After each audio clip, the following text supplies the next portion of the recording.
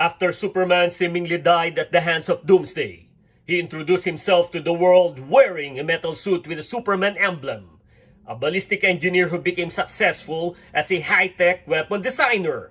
He is John Henry Irons, also known as Steel. I am the Markman, and today we're going to unbox and review McFarlane's Multiverse figure of Steel. So are you ready? Then welcome to the Markverse.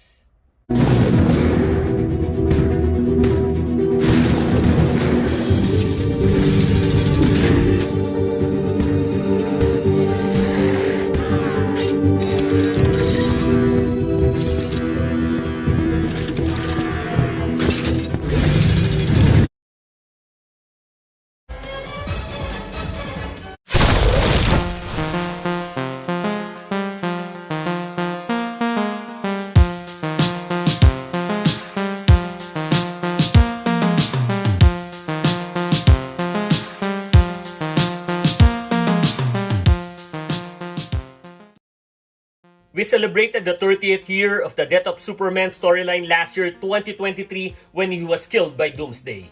Steel played a major role in the story, particularly in the arc titled The Reign of the Supermen, which is one of the 4 characters who appeared to replace Superman, together with Superboy, Eradicator, and Cyborg Superman. That time was also the first appearance of Steel in the comic books, which means he also celebrated his 30th anniversary last year. This figure was based on the story arc that I just mentioned, The Reign of the Superman. I read the post and its thread is discussing whether Steel wore armor or metal-coated skin.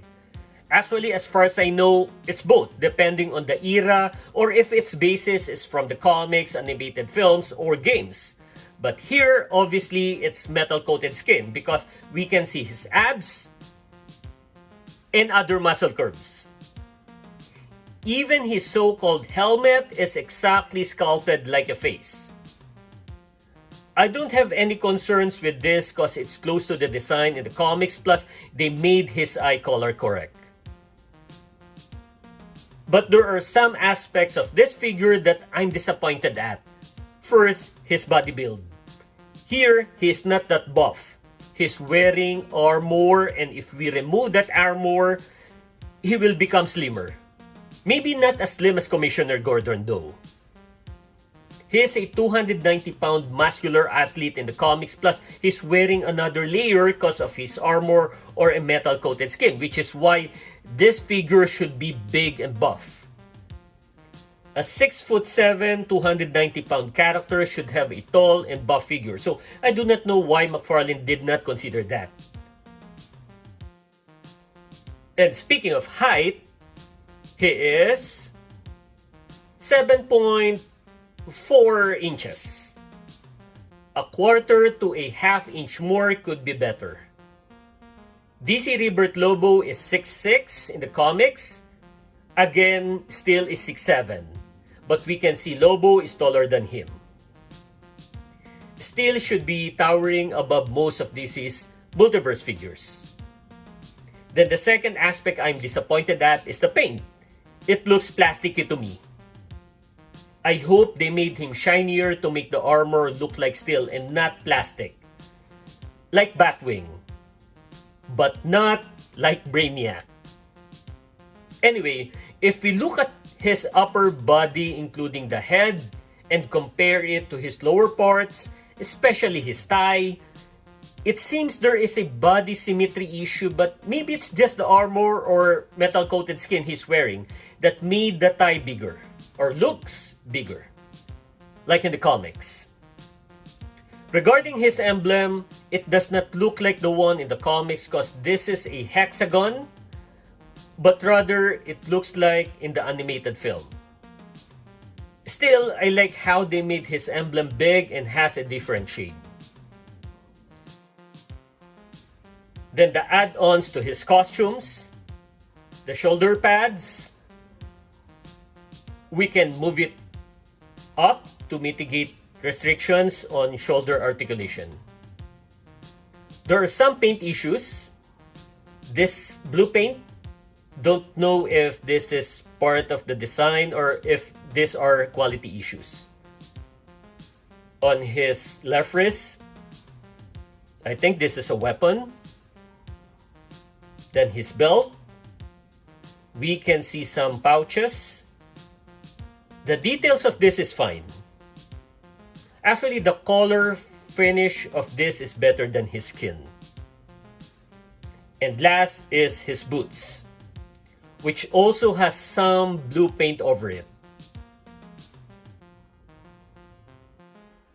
Then his cape. It's nice. The color is striking. The texture is smooth. The length is right. And the best thing I like about this, it has a neutral drop design. It does not lean to the side like that of Eradicator. Now for the articulation. Starting with the head, up, down, side to side. Then the arms, lateral raise, forward, back, bicep swivel, double jointed elbow, full wrist motion. For the upper torso, we can crunch it forward, back, side to side. We can only move his waist a little. Then the legs, sideways, forward, back. That is sad. Very limited articulation here. Double jointed knee. And full ankle motion with toe articulation.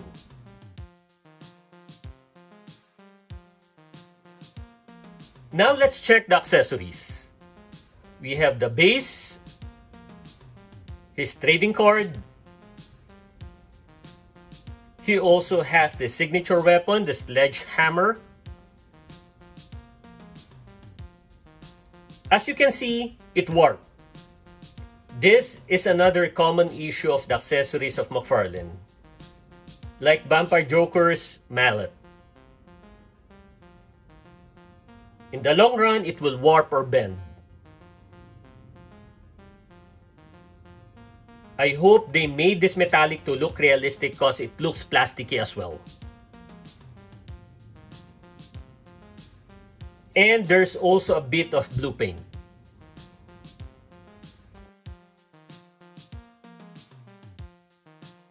Then the comparison. Let's have Lobo and Red Tornado. Then Eradicator and Superboy, which are both main characters in the Reign of the Supermen story arc. I'm excited about Cyborg Superman, which will arrive this year. From left to right, Superboy Prime, Injustice Superman, and Superman with a solar suit that he wore to recover from his injury caused by Doomsday. Lex Luthor with the blue power suit, Superman from the Atomic Skull 2-pack, and Supergirl. Then the figures with the gray or silver colors, Brainiac, Solomon Grundy, General Zod, and Batwing. That's the comparison. The body sculpting I like, but I think McFarlane can do better in the color finishing of steel. For the accessories, I hope they use materials that won't bend too easily. I appreciate the durability of their accessories, but at least consider for it not to easily bend. For the articulation, there's an issue on his legs and I'm not happy of that. Well, this is an issue of some of McFarlane figures. So, if you enjoyed the video, click the thumbs up button, please subscribe to my channel, and don't forget to push that notification button since I publish new videos every week. Again, I am the Markman. Thank you for visiting the Markverse, and always remember to pay it forward with kindness.